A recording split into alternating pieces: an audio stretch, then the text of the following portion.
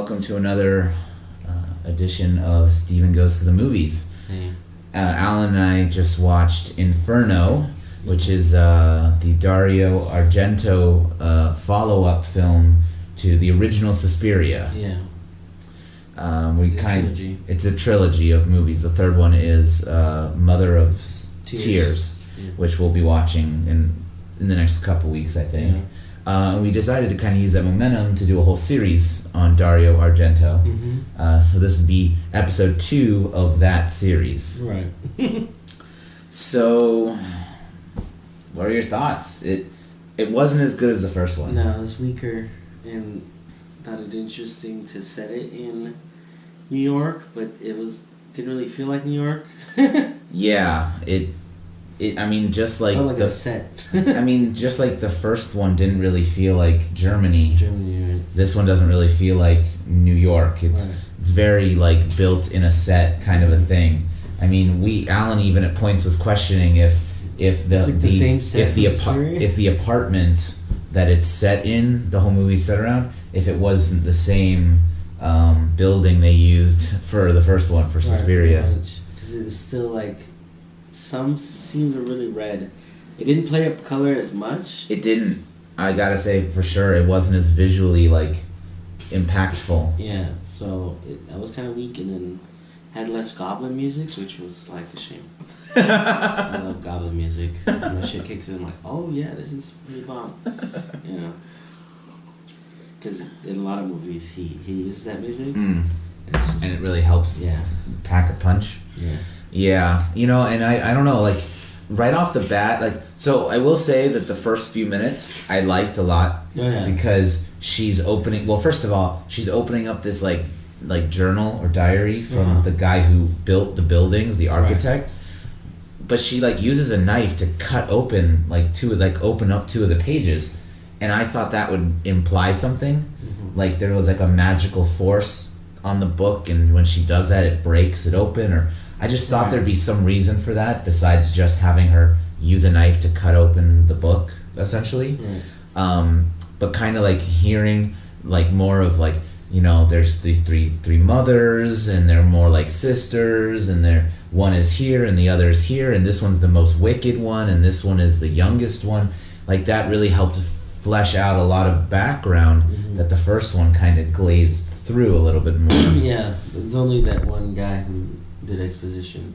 Yeah. The psychiatrist, and that was it. Like, you really didn't know much, like, about... And that was in the middle of the movie. Yeah. That they had the exposition. Right. Versus this one, they start off with it. I guess it was like a mystery for that movie, like, what is going on? Who's the killer? Yeah. Because when we were watching it, everyone was like, oh, who's the killer? Is it this guy? That's true. We were all... And we spent a lot of time joking about, oh, it's her. No, it's them. No, it's this. No, it's that. In this one, they kind of kept to that a little bit of who is the killer. Right. Even to the end, I don't really think that they reveal who's coming in and like dealing the death blows, unless it literally is, spoiler alert, death. No, I think it was the old man. The one in the wheelchair? That was Vitaly. That was the guy who was the architect. The architect. So in the end of the movie, we find out that the architect is living there. Mm-hmm. But he's in a wheelchair and he needs like a digital device to help him speak. Mm-hmm. So I don't know if he could be the one. See, the witch was controlling him. Oh. Yeah. Well, that makes sense. Oh yeah, I guess was he the one mixing the potions and stuff? Mm-hmm. Okay, so that was him. And that was my other issue though throughout most of the movie was that they would have these female characters appear, like do a thing and then get killed. Yeah. And I don't think they even told us one of switching like protagonists. They kept switching protagonists, but they kind of all looked a little alike. So I got confused. Like, wait, no, that's the same girl from before, and I was like, no, that's a different girl. And then we went back to a later scene, and then it was like, see, that's the first girl. Mm-hmm. And I was like, what? So it was, and they didn't give us names of people. Then we find out that the actual protagonist, like the hero character, is a male. And we find out by the end that he's the brother of one of those girls. Yeah. But which girl, I don't know. Because again, it's a little bit confusing. Again, we're not given many names. Yeah, I prefer Suspiria because he's stuck with Susie. Right. Like, throughout the whole film. And that gave it like a like a focused viewpoint on the world, rather than we jump around between these different people. And I guess, it makes sense when there's like an opening kill girl.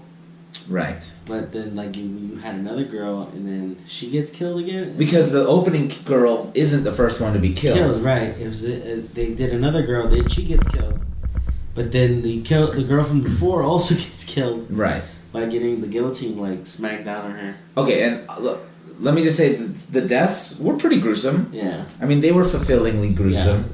Like the one girl when she's getting killed by like basically what is like the dullest guillotine in the world. Right. Like they show like the hand of the guy like lifting it and then shoving it downward and then lifting it again and then shoving it downward and then like so you think okay that's it, it's gonna like fade to red or something, but then they cut to another viewpoint of like the girl with like the thing in her neck and she's like clawing at it and then like dying. And I was like, oh. And then when the handicapped guy, who by the way, animal cruelty alert. Right. That's a lot of Italian horror makers. Yeah, clearly he's like stuffing cats into a bag, and then he takes them to what I'm assuming is supposed to be like Central Park, maybe. But again, it was just kind of generic. Park. Water area with a bridge. And they show him like drowning the cats, which then I called it like a second later he falls into the water but twist, he doesn't drown like I thought. He starts getting eaten alive by mice. Rats. Or by rats. Yeah. Who then don't kill him because of someone else comes into the scene that you don't see and then stabs him and cuts like his head off with a knife. Yeah. So I was like, whoa.